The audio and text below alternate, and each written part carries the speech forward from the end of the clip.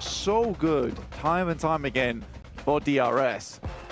I think honestly, in their little interview they said, they had down south. They could be able to curtail it, but it looks like S2G might even be able to scout that out. Towards them. In the US, it's not that fast. And in comes that push from FaZe. It's what we were talking about earlier. And R8 have just held this split for far too long. They had the opportunity to regroup, but now they're going to have to fend off FaZe. It's going quite well on the door frame for Ragnarok, but only 2 found, and when you're playing as a 2, you cannot afford to go for that. It looks like Gladiators are embroiled with Vampire as well, and R8, I mean, they regrouped too late, right? As you said, they tried to move up. Prestige now with the UMP in hand, not really going to have the efficacy that Venturas has with this DBS, but fortunately there's only a sliver of HP to contend with. FaZe stay strong, however, but who can roll up? Mezexus looking to put nades on into the fray. This is what I'm talking about, man. Everyone wants this compound. It's so good in this early game to hold out into. Gives you a lot of position to duck behind if you start getting naded, towards the basement side. And also, just the stage is great. Alpha 7 on the top as well. Mezexus move in, will clean up FaZe, so they suffer to the third party themselves. Now Onzen underneath with the rest of his teammates. Coming down these stairs, Mezexus is going to be a little bit dangerous. But I think that's another team now rocking up on that top side, looking for a little bit more. Got Gladiators pretty close by. Alpha 7 on the north as Mezexus takes the top floor. So 4 teams now with a factor in this fight. Trick launches a nade and catches Mello wanting. Meku moves on up in the meantime. Trick on the inside trying to cover off these door frames. They'll hear these vehicles circling. Gladiators yet to commit fully for this push, and Alpha 7 want to break out wider. Kitsune up on the top of the mountain, a threat. Onzen from the inside, lines one up, and Moorman's there as well. 3 knocks sent to Mezexus as they try and go downstairs, but it's just going to be sent back. And another nade in from Meku slows the fight down to a dead halt. FaZe can recover. And Mezexus is gone. This is what we were talking about before. It's such a strong position in that basement to hold on as long as possible. And a lot of times it's the team above that will get third parties instead. So now they're living a little while longer. S2G does take a casualty, but they're able to send something back over towards Mafioso. Unlikely they'll pick him back up again. And Meku regroups the rest of his team, so not fully committing to this engagement.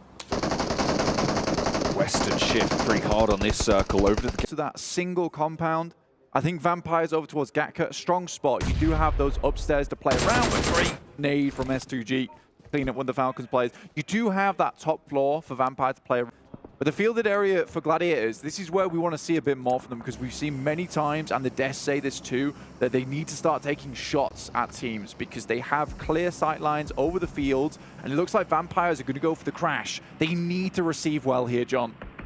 Infinity IQ might even be able to get a couple of sightlines over this fight, as well as Alpha 7. Good start to proceedings. Nade sent over to Sweat, but Kitsune goes down on a trade. Meku wants to push them back off this window to allow for this res to come through. Playing as 3, you need every advantage you can get, but Kitsune goes down as Tony K seals the deal. Ravenclaw up high ground with that off angle. So important on this fight. It's forced Gladiators to play along this ridgeline where they have a disadvantage in terms of those numbers already. But that's what I was looking for. A third-party shot coming through from Infinity IQ across the way. The backs of Vampire are exposed, and it will slow them down on these pushes. They are down to 2, but they have got a little bit of a lifeline. Alpha 7 as well, from the top of Everest, might be able to spot Ravenclaw.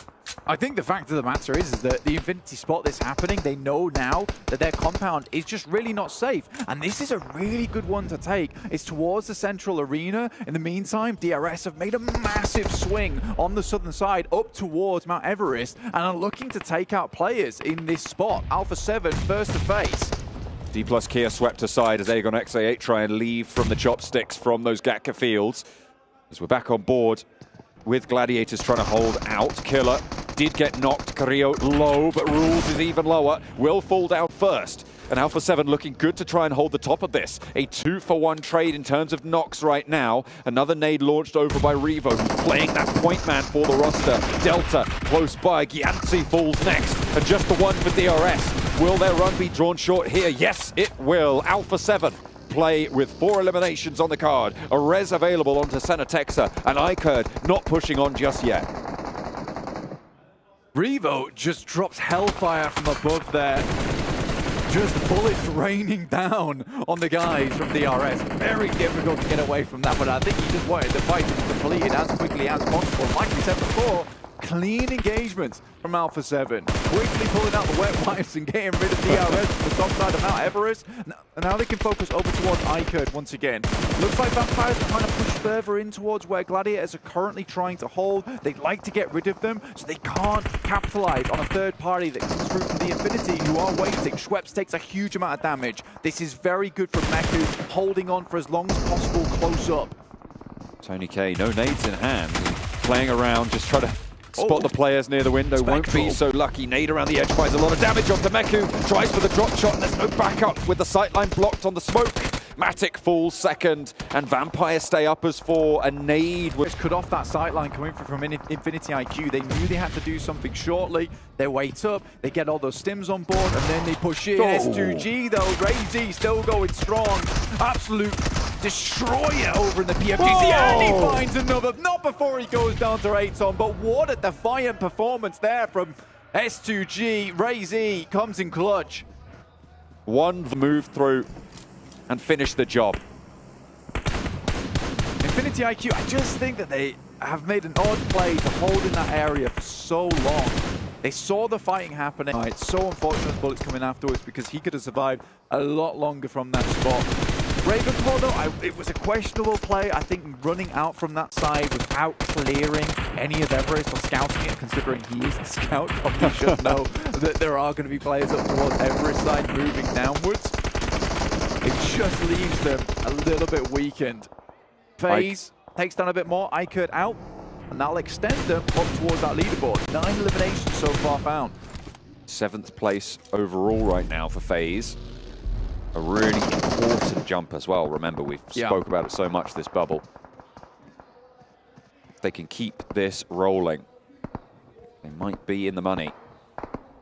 It's the main event from this all-star stage, getting that qualification spot. Alpha 7, they've managed to make their way all the way down. They're still on that far side of the road and will have to go a little bit further. Vampire can stay in their compound though, Blaine. They can hold on, and I think that if you are Vampire now, you gain some information, albeit losing a player that way. So it was Ravenclaw having to take bullets from the back to be right. I think there's guys behind us, so with that info towards the end game, with 4 players other than Aegon and 8, they are taking a huge amount of damage so far. Ooh, Falak taken low. Blade also taken away. Very, very difficult situation for Aegon XA8. They still things right. You just have more angles, more refrag potential. So if Vampire want a chance at winning this versus Alpha 7, they need to cut the numbers of that team. They're being really slow with pushing out as carefully as possible. It's less likely that they'll be able to force that engagement between them and Infinity IQ now, because Alpha 7 is picking them apart.